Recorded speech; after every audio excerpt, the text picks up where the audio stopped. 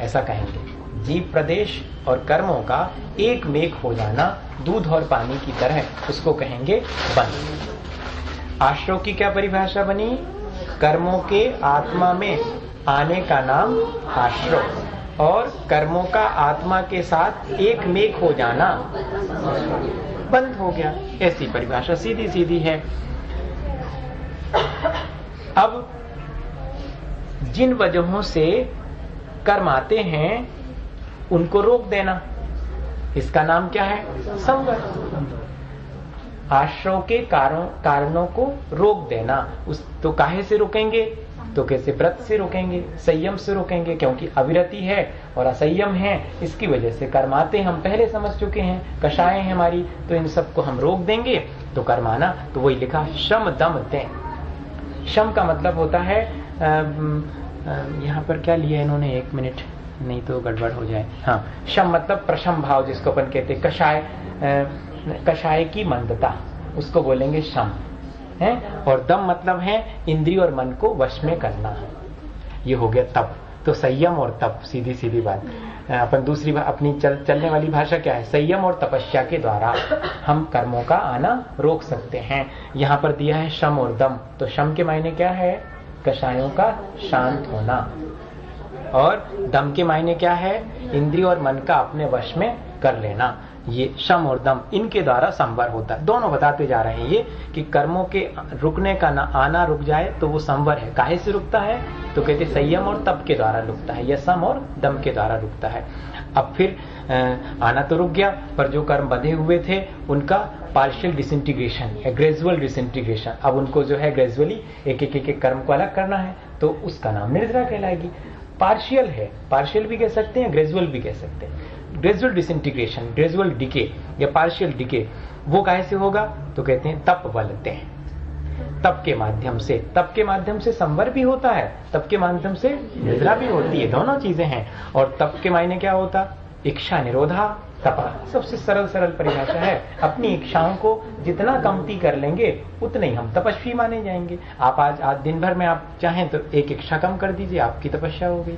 तप का मतलब अपन को ऐसा लगता है कि वो वैसे बैठ बाट करके जो है और ध्यान व्यान करना बहुत तपस्वी हैं, ऐसा नहीं, वो नहीं है। हमने अपनी इच्छा को कम कर दिया, वही हमारा तप हो गया। उससे हमें जो कर्म आ रहे थे वो रुक जाएंगे और जो पुराने बंधे हैं वो निकल जाएंगे। अभी मैं कल एक चीज बताना भूल गया था, कल के प्रवचन में मैं एक विचार और था उसमें कि जो कहा था ना कि भावनाओं का अगर उस पर मोहर लग गई है तो उसका फल अनंत गुना हो जाता। कहते हैं कि जो भी क्रियाएं हम करते हैं अगर बुरी भावना से कर रहे हैं तो उनका फल, बुरा फल अनंत गुना मिलेगा, लेकिन उनका जो शुभ फल है वो 0 हो जाएगा। देखो, बुरी भावना से किए गए कार्य का फल अनंत गुना, बुरा फल अनंत गुना और अच्छा फल 0। और अच्छी भावना से उसी कर्म को करें जिसको आपने बुरी भावना से करा था, उसी कर्म को अच्छी भावना से करें तो उसका फल, अच्छा फल अनंत गुना, बुरा फल 0। मैं ये बताना चाह रहा हूं यहां पर कि जैसे ही हम तपस्या करते हैं तो जो हमारे साथ बुरे कर्म बंधे हुए हैं उनकी तो होती निर्जरा, और जो बुरे कर्म आने वाले थे उनका हो गया संवर। दोनों काम, संवर भी हो गया, नए कर्म नहीं आए, और जो पुराने बुरे थे वो भी 0 होना शुरू हो गए, उनका भी डिसइंटीग्रेशन, डीके होना शुरू हो गया। तो दोनों चीजें, संवर भी होता और निर्जरा भी होती तप के द्वारा। ताही सदा आचर्य, उसी का आचरण हमेशा करना चाहिए, क्योंकि हम निर्जरा करना चाहते हैं। और मोक्ष क्या है? सकल कर्म ते रहित अवस्था सो शिव, फिर सुखकारी। कितने बढ़िया से विशेषण भी दे देते हैं, हमें उसका परिचय भी करवा देते हैं। दोनों चीजें हैं। सब कर्मों से जो रहित अवस्था है, मोक्ष नाम की कोई जगह नहीं है जहां हम पहुंच जाएंगे तो सब सुख मिल जाएगा। नहीं, मोक्ष का मतलब है समस्त कर्मों से रहित हमारी एक स्टेज है, जो हमारी वर्तमान की स्टेज है, ऐसे एक स्टेज है जिसमें हम कर्मों से रहित होते हैं, उसे मोक्ष कहते हैं। और शिव मतलब मोक्ष, शिव का मतलब समझना मोक्ष। और जो कैसी है? स्थिर है, एक बार प्राप्त हो जाए तो फिर बाद में जाती नहीं, स्थिर और सुखकारी, हमेशा सुख देने वाली है। ई विधि सो सरधा तत्वन की सो समकित व्यवहारी। अगर हमने जो इन 7 तत्वों का स्वरूप पढ़ लिया है और हम ऐसा ही इनका स्वरूप पर विश्वास कर लेते हैं, इस पर हम श्रद्धा कर लेते हैं कि सही बात है, सच्ची बात तो यही है कि मेरा अपना स्वभाव जो है चेतना रूप है, और इससे विपरीत जो तत्व हैं वे सब अचेतन हैं। अचेतन भी 5 प्रकार के हैं, जिसमें पुद्गल, धर्म, अधर्म, आकाश और काल हैं। इनके अपने अपने स्वभाव हैं। यही तो कहा था कि पुद्गल, नवधर्म, अधर्म, काल, इनते न्यारी है जीव चाल। समझ में आ गया। वहां पर मैं गलती करता था, इन सबको एक में एक मान लेता था। अब समझ में आया कि मेरी चेतना स्वरूप अलग है और ये तो अचेतन है, और ये 5 भी अलग हैं, और मुझे इन अचेतन कर्मों के द्वारा ही बंधना पड़ता है। क्यों बंधना पड़ता है? क्योंकि मैं मन वचन काया की क्रिया करता हूँ, और साथ में मेरे कोई ना कोई कषाय होती है, मिथ्यात्व होता है, या मेरा प्रमाद होता, अविरति होती। इनकी वजह से मेरे निरंतर कर्मों का बंध होता रहता है। जब नहीं, कर्मों का आश्रय होता रहता है, और जब ये आश्रय होता है तो जो कर्म आते हैं वे आकर के मेरी आत्मा के साथ हमेशा के लिए संबद्ध हो जाते हैं, ये एक निश्चित समय के लिए बंध जाते हैं। तो इसी का नाम तो बंध है। ये सहज सी प्रक्रिया, ये सहज सी प्रक्रिया है। और जब मैं अपने मन वचन काय को रोक लेता हूँ और क्या कहें उसको, अपनी कषायों को कम करता हूँ, तो मेरे कर्म आना कम हो जाते हैं, या कि बंद हो जाता। उसी का नाम तो संवर है। और जब मैं तपस्या करना, अपनी इच्छाओं को रोक लेता हूँ, तब तपस्या के द्वारा धीरे धीरे कर्म निकलना शुरू हो जाते हैं। एक स्थिति बनती जब सारे कर्म निकल जाएंगे, वही तो मेरी मोक्ष अवस्था है। बात समझ में आई? ऐसा अपने आप भीतर से फील होना चाहिए कि यही तो प्रोसीजर है, मैं यही तो कर रहा हूँ, मैं खुद ही करता हूँ और खुद ही उसका फल भोगता हूँ। जब मैं ये करना छोड़ दूं तो सारा कुछ जो है शांत हो जाए और मुझे मोक्ष की प्राप्ति हो जाएगी। इसलिए जल्दी से विश्वास हो गया, प्रोसीजर पूरा यही है। तो कहते यही विधि सो श्रद्धा तत्वन की सो समकित व्यवहारी। इस प्रकार जो श्रद्धा कर लेता है, जिसको ये बात जचने लगती। एक चीज और आपसे कहूं, मान लो इनका स्वरूप भूल भी जाओ। मेरा इंटेंशन छेड़ाला को पढ़ाने का ऐसा नहीं है कि आपको रटंत विद्या के द्वारा आप मैं जो पूछूं और उसको फट से बता दें तो आपको मान लूंगा कि हाँ बहुत बढ़िया आपने सीख लिया। मुझे इससे कोई लेना देना नहीं, ये मान के चलिए। मेरा सिर्फ इंटेंशन ये है कि जब कभी आप बैठें खाली और आपको लगे कि हाँ ठीक तो है, मैं ही मन वचन काय की क्रिया करता हूँ, कषाय करता हूँ, ये सब अचेतन है, मैं तो चेतन हूँ, और मैं जब ऐसी क्रिया करता हूँ तो मेरे कर्म आते हैं, फिर मेरे से बनते चले जाते हैं। जब मैं ये क्रिया बंद कर दूंगा तो ये सब कर्म आना बंद हो जाएंगे और पुराने वाले कर्म खत्म हो जाएंगे, और एक स्थिति ऐसी आएगी कि सारे कर्म नष्ट हो जाएंगे। वही तो मेरी मोक्ष अवस्था है। अब समझ में आ गया? इतना इजी ये भीतर में है। ये सब अपन ने आचरण में ला लिए। एक व्यक्ति का आपको उदाहरण बताऊं, अब ये बने बहुत प्रैक्टिकेबल कैसे हैं ये सारी चीजें, ये तो समझनी अपन ने और रट भी लेंगे। कई लोग जो है बिल्कुल ज्यों कहते हैं बता देंगे, अकेले ज्यों कहते हैं बताने का नाम पढ़ना नहीं है। उसको जीवन में एक व्यक्ति था साड़ूमल में, बिल्कुल फैक्ट है ये घटना। वो पंडित जी साहब सुनाते वहां के हीरालाल जी के महाराज, हमारे पास वो व्यक्ति कर्म सिद्धांत पढ़ता था कि कैसे कर्म आते हैं, कैसे बन जाते हैं, क्या स्थिति बनती, क्या उनका अनुभाग पड़ता है, कितने आते हैं, किस नेचर के होते हैं, सब क्वालिटी क्या है, क्वांटिटी क्या है, ड्यूरेशन क्या है, और उनकी पोटेंशियलिटी क्या है, सब खूब अच्छे से पढ़ता था। एक बार जो है वो पकड़ा गया चोरी में। हाँ, तो हमको विश्वास नहीं हुआ। हमने कहा भाई क्या चुरा? पंचायत बैठी, पहले ऐसा नहीं होता था, कोर्ट वोट, पंचायत बैठी कि भैया तुमने चुराया, क्या चुराया? तो लोगों ने कहा कि इनने भूसा का बोरा चुराया। देखो, भूसा उसका बोरा चुराया। वो पकड़े गए, पहली बार तो चुराया उसने। अब उसको ये समझ में नहीं आई कि भूसा का बोरा कंधे पे लेकर के जाएंगे दूसरे के घर से उठा के, तो वो की लाइन तो गिरती है पूरी घर तक, तो वो गिरती गई लाइन भूसा की, तो पकड़ा गया। वो दूसरे दिन पकड़ा गया और टिको तो कोई ने जाके पूछी क्या भैया जो हमारा भूसा का बोरा, कहले हाउ, या भी झूठ भी नहीं बोल रहा हूँ, तुम ही तो आए। और पकड़े गया। अब जब पेशी हुई तो उससे कहा कि भैया और तो सब ठीक है, मालूम पड़ गया, तुमने स्वीकार भी कर लिया, लेकिन ये बताओ तुमने चुराया क्यों, और ये क्यों चुराया? सोने की सामग्री उतनी बाजू में रखी थी, ऐसे पैसा पड़े थे, रुपया पड़े थे, तुम इतना बड़ा भूसा का बोरा लेके गए।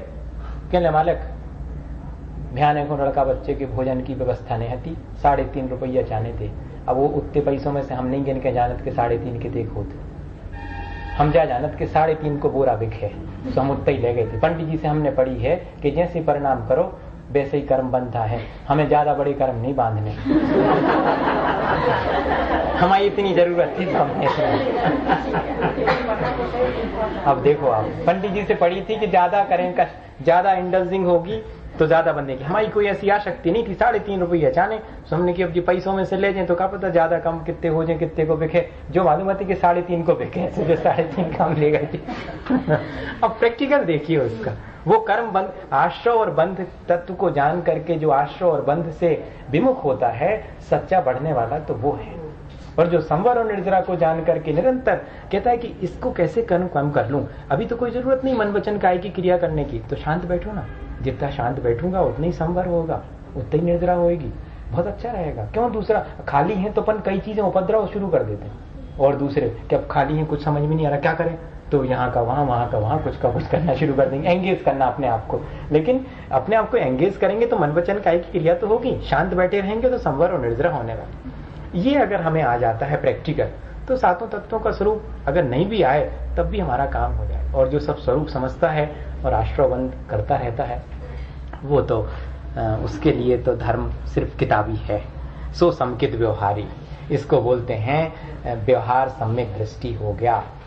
और व्यवहार सम्यक दर्शन कारण है, एक दिन हम अपनी आत्मा की रुचि, जब मैं तो सोचता हूं कि आत्मा की रुचि हुई होगी जिसको, वो ये सब करेगा। और जो ये सब कर रहा है, एक दिन अगर उसको समझ आ गई कि मुझे ये सब इसलिए करना है, क्योंकि दो तरह से कर सकता व्यक्ति, मन वचन काय की क्रियाओं को अपने स्वार्थवश भी रोक लेता है। बगला का उदाहरण अपने यहाँ बहुत आता है। बगला जो है उसका इंटेंशन ठीक नहीं है, वो मछली पकड़ने के लिए एकाग्रचित्त होता है, तो मन वचन काय की क्रिया रोकने से अकेले काम नहीं है, उसके पीछे हमारी दृष्टि क्या है, आत्मरुचि। अगर ये दोनों एक साथ हो गई कि एक तरफ मन वचन काय रोकने की क्रिया और दूसरी तरफ आत्मा की रुचि, हो गया निश्चय व्यवहार सम्यक दर्शन, दोनों एक साथ ही होते हैं। ये ध्यान रखिएगा, भीतर में जो हमारे परिणामों की निर्मलता है और बाहर में जो हमारी प्रैक्टिस है, बस यही व्यवहार और निश्चय है। वो कह रहे हैं कि इस प्रकार की जो श्रद्धा है वो तो व्यवहार है, और इसके माध्यम से जो मैं अपने आत्मा में रुचि लूंगा वो निश्चय है। देव जिनेन्द्र गुरु परिग्रह बिन धर्म दया जुत सारो, ये हुमान समकित को कारण अष्ट अंग जुत धारो। अब ये 7 तत्वों के श्रद्धान को तो सम्यक दर्शन कह रहे हैं, लेकिन और भी बता रहे हैं कि अकेले 7 तत्वों का श्रद्धान किससे होगा। आत्मा में रुचि तो 7 तत्वों की श्रद्धान से होगी, और 7 तत्वों का श्रद्धान किससे होगा। कारण का कारण क्या है, कहते जब तक सच्चे देव गुरु शास्त्र के सानिध्य में नहीं बैठोगे तब तक 7 तत्वों की तो अकल नहीं आने वाली आपको, ना उनका श्रद्धान होने वाला। तो देखो कैसे क्रम से बता रहे हैं, पहले बताया आत्मरुचि, फिर वो आत्मरुचि कैसे होगी, तो कहते 7 तत्वों की श्रद्धा करो। अब 7 तत्वों की श्रद्धा कैसे होगी, कहते पहले सच्चे देव गुरु शास्त्र पर श्रद्धा करो, तो 7 तत्वों पर श्रद्धा होगी, 7 तत्व पर श्रद्धा होगी तो आत्मा में श्रद्धा होगी, फिर उसमें रुचि होगी। वही बताते कि देव जिनेन्द्र, अगर हमारे देव हैं तो जिनेन्द्र भगवान है। जिनेन्द्र किसे कहते हैं, वीतराग, हितोपदेशी और सर्वज्ञ, वे ही जिनेन्द्र हैं, ऐसा कहिएगा। यहाँ जिनेन्द्र से मतलब तीर्थंकर से है विशेष रूप से। और दूसरी परिभाषा भी है कि, अच्छा दूसरी परिभाषा भी है, 4:45 हो गया है, क्यों भाई 4:30 नहीं तब ठीक। तो जिन्होंने अपने इंद्रिय और मन को जीत लिया है उसे जिनेन्द्र कहते हैं। या सीधा सीधा भी जिन्होंने अपनी आत्मा पर विजय प्राप्त कर ली, या जिन्होंने अपने कर्मों पर विजय प्राप्त कर ली, उन्हें जिनेन्द्र कहते हैं। और कर्मों पर जिन्होंने विजय प्राप्त कर ली वही तो अरहंत हैं, वही तो सिद्ध हैं, उन्हीं को अपन तीर्थंकर भी कहो तो कहो। तो एक ही परिभाषा हो गई सामान्य कि वीतराग, हितोपदेशी और सर्वज्ञ, वे ही हमारे सच्चे देव हैं, उन पर श्रद्धा करना। और गुरु परिग्रह बिन, 3 शब्दों में हो गया, बल्कि परिभाषा 2 ही शब्दों में, परिग्रह बिन गुरु। अपन कहते हैं ना विषयों की आशा नहीं जिनके, बस इतने में हो गया, विषयों की आशा नहीं जिनके। साम्य भाव तो बाद में आएगा, कभी कभी साम्य भाव नहीं भी रह पाएगा, लेकिन विषयों की आशा नहीं है। हाँ नहीं, संभव है कभी कभी नहीं भी रहेगा साम्य भाव। अब साम्य भाव कई बार नहीं रहता है, ये जगह अच्छी नहीं लग रही, यहाँ पर नहीं बैठेंगे वहां बैठेंगे, ये क्या है, ये भी तो साम्य भाव नहीं है आपका। दे रहे थे नहीं, ले जो दे रहे हैं वो ले, जैसा दे रहे हैं वैसा ले, आपका समभाव नहीं है। अगर देखा जाए तो समता मतलब यथालब्ध है, एक्चुअली प्रक्रिया है यथालब्ध। शुरू में आचार्य श्री ने करा, लेकिन और भी महाराज जी लोगों ने करा, लेकिन उसमें बहुत मुश्किल होती। यथालब्ध मतलब पानी देते जा रहे हैं तो ऐसा नहीं करेंगे, आप ही अपने आप के बस 3-4 अंजलि दे दिया, आप दूसरी चीज दो, एक बस मना नहीं करेंगे, उसमें बीमार पड़ गए थे क्योंकि अब उनने दूध देना शुरू किया, देते चले गए। जब उनको अब आचर्षी को देते चले जा रहे हैं दूध, तो उनको जितनी गुंजाइश थी, हिम्मत थी, उतना तो उन्हें लिया। उसके बाद बैठ गए कि अब कुछ दे ही नहीं रहे, तो खत्म, चलो। यथालब्ध के मायने ये होता कि जो देते चले जा रहे हैं, आपने चेंज नहीं किया तो ऐसा नहीं करेंगे, क्योंकि ऐसा कर देंगे तो आप दूसरी चीज करेंगे। बस खुली है, आप देते चले जाओ, फिर आप और जब तक लेना ले लिया, फिर उसके बाद तो समता। तो इसलिए नहीं, अगर आपने ऐसी कर ली वो तो आप समझदार हो तो समझ जाओ, पर जिसके समझ में नहीं आएगा वो क्या करेगा। तो मैं कह रहा हूँ कि इनने इसलिए बहुत बड़ा लक्षण न लिख के थोड़ा सा लिख दिया कि परिग्रह भिन्न, परिग्रह से रहित हैं। जब धर्म सागर जी महाराज के पास किसी मुनि महाराज की शिकायत लेके एक व्यक्ति पहुंचे कि महाराज तो ऐसा ऐसा करते हैं, क्या करना चाहिए महाराज को ऐसा, तो धर्म सागर जी ने अरे दिया भैया, बहुत प्रेम से उसको बहुत खुश हुआ कि चलो पूछेंगे क्या क्या करते हैं। कहने कहा भाई कपड़ा तो नहीं पहने? नहीं कपड़े महाराज कहाँ कपड़ा पहने आप, वो भी घबरा गया एक बार। उसने तो बहुत गलती गिनाई थी। उनने बड़े धीरे से कान में से जैसे पूछा, वस्त्र तो नहीं पहने? नहीं। और कुछ सामान वामान तो नहीं? कहने का कुछ नहीं। 2 बार तो नहीं खाते?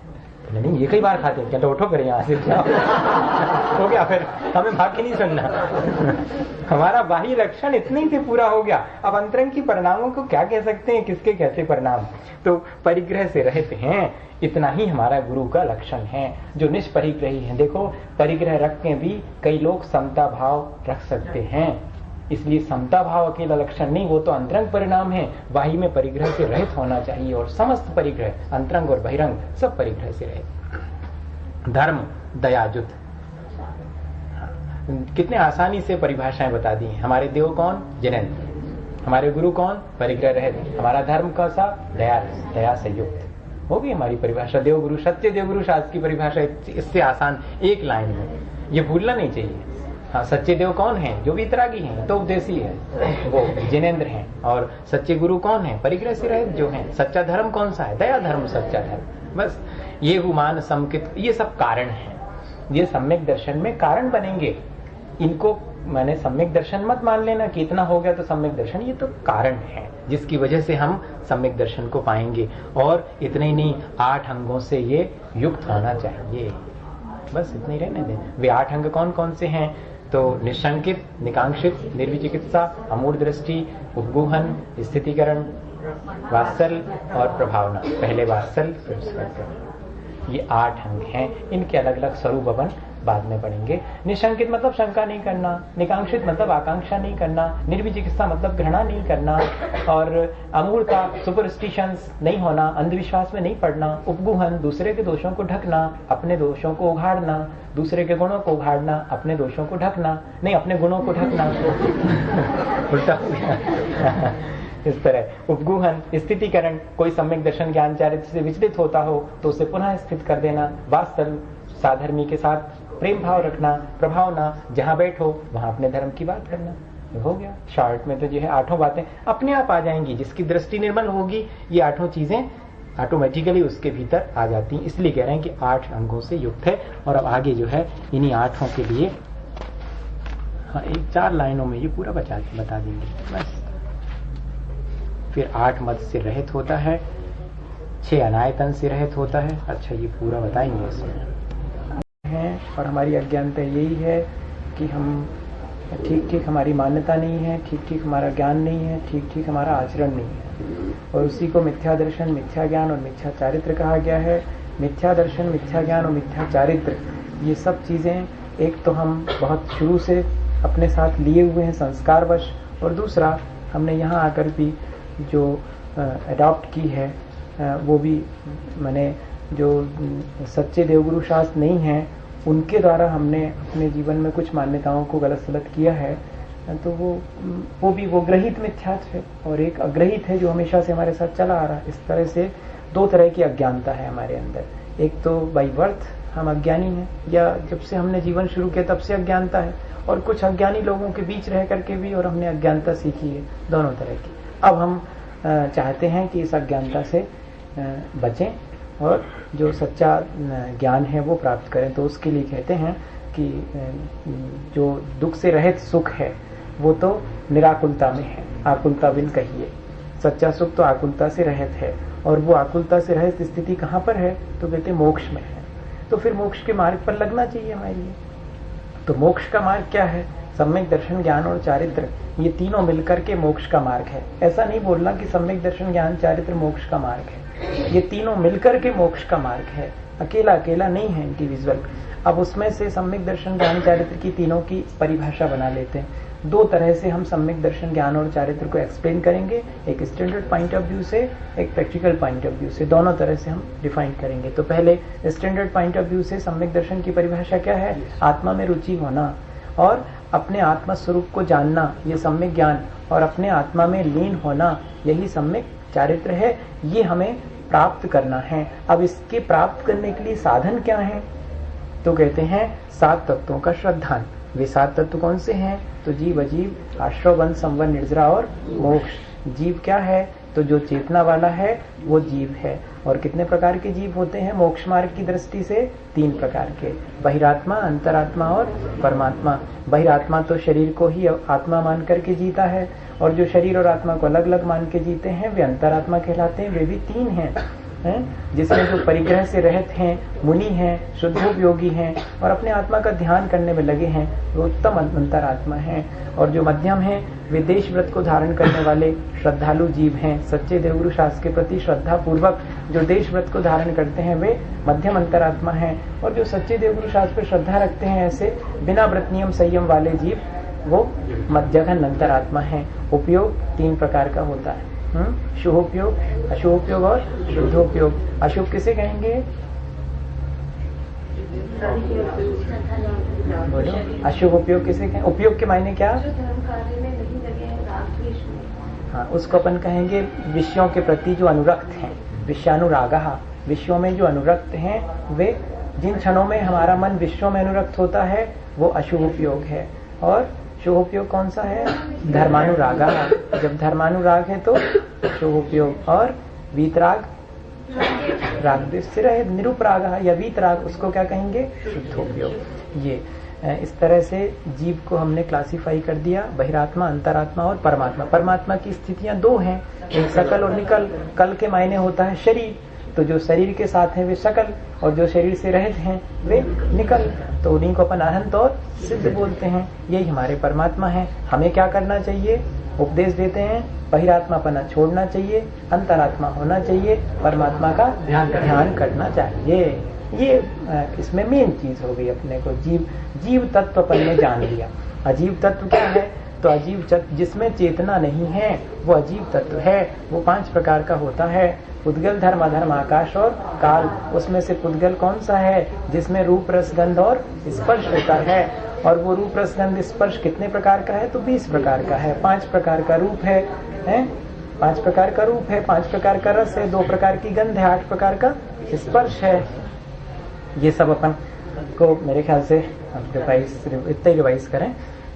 फिर उसके बाद आ जाता है पुद्गल के बाद धर्म, जो कि जीव और पुद्गल को चलने में सहायक हो, वो धर्म द्रव्य है। जो जीव और पुद्गल को ठहरने में, ठहरते हुए जीव और पुद्गल को ठहरने में सहायक, ऐसी परिभाषा बनाना।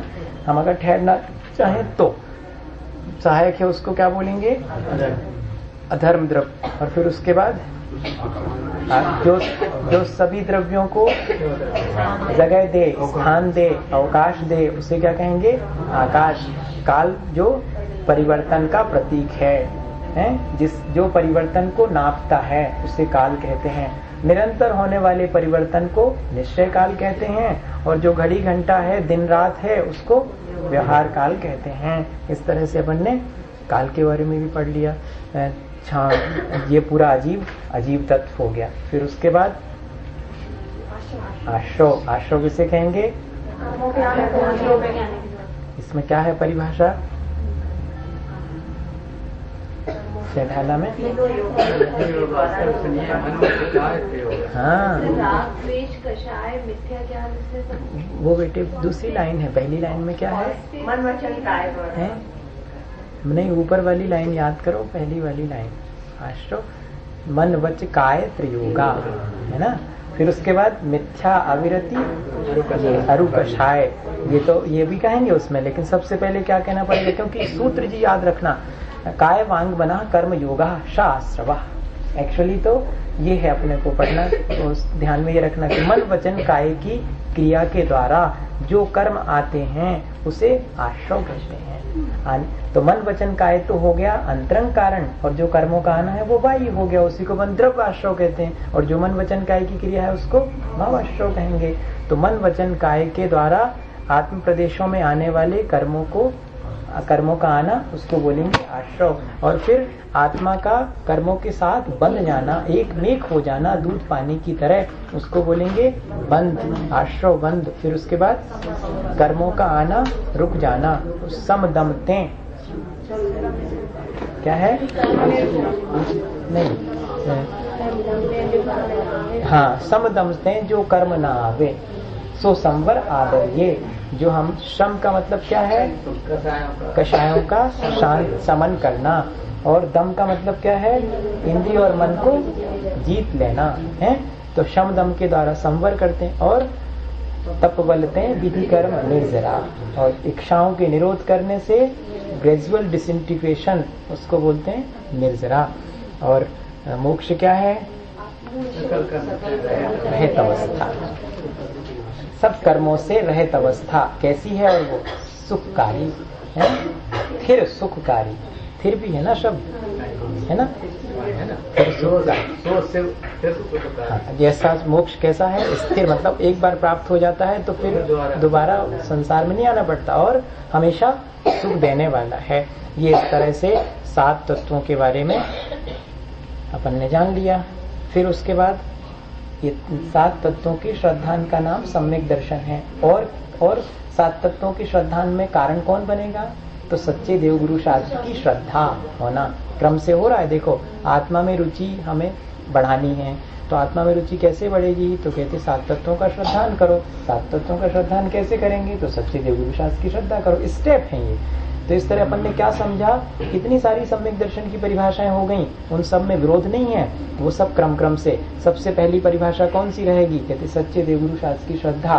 फिर उसका दूसरा स्टेप चढ़े 7 तत्वों का श्रद्धान। फिर तीसरा आत्मा में रुचि, या कि आत्मा और शरीर को अलग अलग जानना, ये भेद विज्ञान, आपा पर के भेद विज्ञान को सम्यक दर्शन कहते हैं। ये ऊंची स्थिति होगी आत्मरुचि। और फिर उसके बाद आत्म विशुद्धि, लास्ट स्टेज है। इस तरह से ये परिभाषाएं स्टेप वाइज हैं, ऐसा नहीं समझना कि अलग, एक दूसरे के लिए कारण है ऐसा। तो देव कौन है, एक शब्द में बोलेंगे अगर अपन, तो सच्चे देव कौन, एक शब्द में बोले, जल्दी से जिनेंद्र, देव जिनेंद्र, एक शब्द में। अगर कोई कहे कि सच्चे देव जिनेंद्र, और फिर गुरु कौन, परिग्रह रहित, सीधा सीधा ऐसा बोलो ना, जो परिग्रह रहित वे हमारे गुरु। और धर्म दया युक्त, वीतराग धर्म। दूसरे तरह से कह सकते हैं, जो वीतरागी हैं वे हमारे देव, जो वीतरागी हैं वही हमारे गुरु, और जो वीतरागी है वही हमारा धर्म। सब में एक सा लगा सकते हैं, नहीं याद रहे तो। और नहीं तो जिनेंद्र और परिग्रह रहित गुरु और दयायुक्त धर्म, ये सीधी परिभाषा है। ये सम्यक दर्शन में कारण बनते हैं, इनके मिलने पर ही हमारा सम्यक दर्शन आगे बढ़ता है। और वो सम्यक दर्शन 8 अंगों से युक्त है। कल 8 अंग पढ़ लिए थे अपन ने, निशंकित, निकांक्षित, निर्विचिकित्सा, अमूढ़ दृष्टि, उपगूहन, स्थितिकरण, वात्सल्य और प्रभावना, ये 8 हैं।